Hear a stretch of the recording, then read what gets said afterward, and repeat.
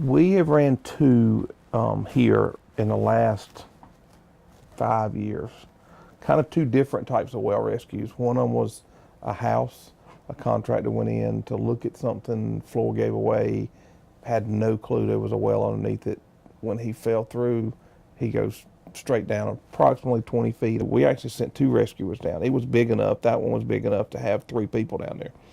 We have to set up our equipment. We have what we call confined space rescue equipment.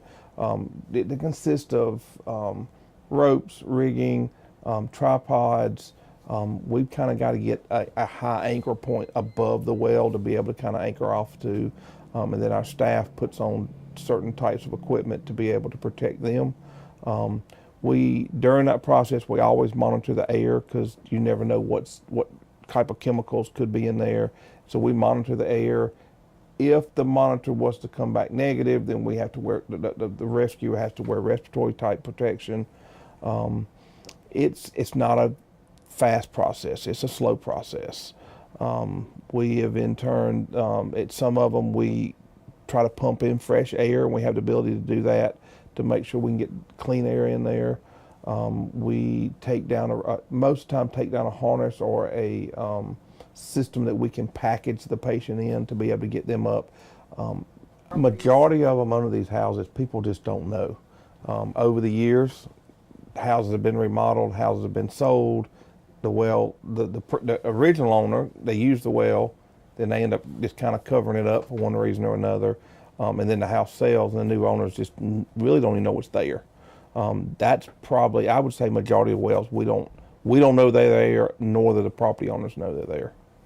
Some of them will have a little bit of bricks, maybe with less than a foot.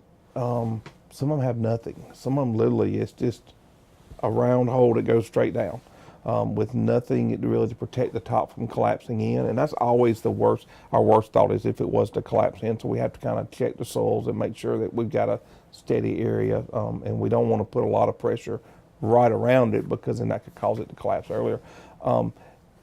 There are all types of them, but the old ones we used to see from the old movies with the well and the little house above it and the crank, that's not what we're looking at. We're looking literally, some of them have a concrete pipe, some of them are literally just dirt from the top to the bottom.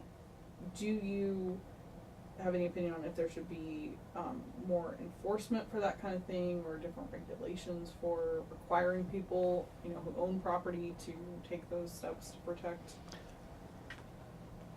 I'm not a politician, but would it benefit the community? Yes, because it would, one, we would know where they are, we would know they were protected and they were covered and sealed up so that nobody could get injured.